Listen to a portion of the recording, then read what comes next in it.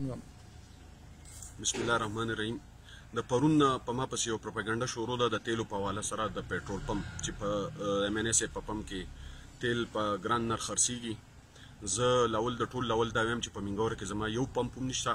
کم پمپ ته چې دوی وتلي دي دا زما د تره پمپ دی او په دې کې زما هېڅ عمل دخل نشته. دویمه ده دوی چې کم تیلو دا نرخ ښولی دی نه دې ته وایي دا نه د جهازونو تیل دي دا نه لایټ پېټرول دي.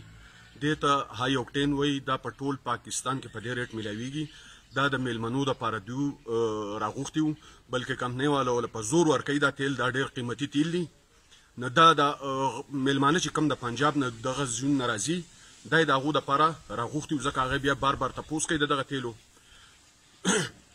بله دا چې پرون سهار د DC سره هم زما رابطه شوه د عمر ایوب صاحب سره هم زما رابطه شوه د تیلو په حواله. عمر ایوب صاحب ته مې وویل چې په سوات کې د تیلو شارټیج دی تیل نشته. هغې وایي زه PSO او د ټولو کمپنیانو ولته یم چې سوات ته شارټیج ختم کړي او تیل سپلای بحال کړي. DC ته مې هم ویلي چې کومه پمپونو کې تیل شته او هغه نه ورکوي د هغو خلاف دې کاروایي وکړی شي دونه پورې چې AC صاحب راغلی او زموږ د پمپ زما د تره د پمپ په خپله انسپیکشن یې کړی دی پرون یې کتلی دی او په هغې کې چې تیل وو او که نه ما ته په خپله هم پته نشته خو هغه راغلی او کتلی او چیکینګ یې کړی دی.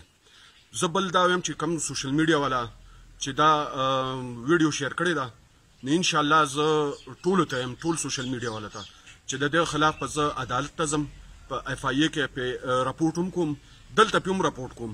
ده زموږ بېعزتي کړې ده او انشاءالله تعالی د هر تک عزت دعوا به پې کوم او دی به د خپل کم کردار یې چې کړی د دې معافي به غواړي.